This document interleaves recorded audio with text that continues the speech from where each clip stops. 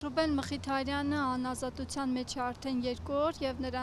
նկատմամբ նաեւ քրեական գործ է հարուցվել։ Այս մասով ինչպիսին է ձեր գնահատականը, արդյոք սա քաղաքական հաշվեհարդար է։ Այսօրվա ստեղծված իրավիճակում այսպիսի գործողությունները մեղադրանք առաջադրելը տվյալ մարդուն ենել Գյումրու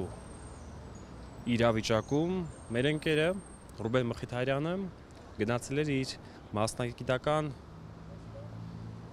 աշխատանքը իրականացնելու, բայց արդյունքում նրան ապօրինաբար բռնեցին եւ ինչպես տեսնում ենք, այսօր մեր ընկերը Ռուբեն Մխիթարյանը գտնվում է այս շենքում, Գյումրու քննչական կոմիտեում։ Եվ հստակ է, որ փորձելու են պայքարող մարդուն լռեցնել։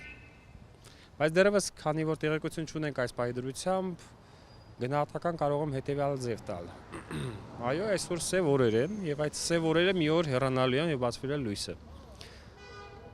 Իշխանությունը ումից որ վախենում է, արդեն որոշակի գործողություններ է իրականացնում։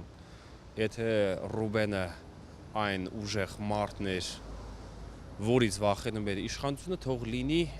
վերջին մարդը, որ կգտնվի փակ դռների ետևում։ Քանի որ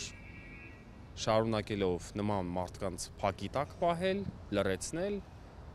իշխանությանը չի ստացվելու, որ ունենալ է մեծ հաջողություն, որ լռի եւ ժողովուրդը եւ պայքարող մարդիկ։ Անցնելու է ամեն ինչ։ Իհարկե տեսնում ենք, որ այս գործի հիմքում կան սուտ կեղծիք, որովհետեւ այնինչ իրականում մենք հրապարակել ենք եւ հոլովակներում չի երևում այդպիսի մի բան, հստակ եմ ասում, այս դեպքում իշխանությունը, ես կձևակերպեմ այսպես, Սատանան երկու անուն ունի՝ սուտ եւ սատանա։ Իրենք փորձելու են իրենց ամբողջացնել եւ գործին կապել, այսպես ասած, թելել իրենց թելը, որ շարունակեն պայքարող եւ իշխանությանը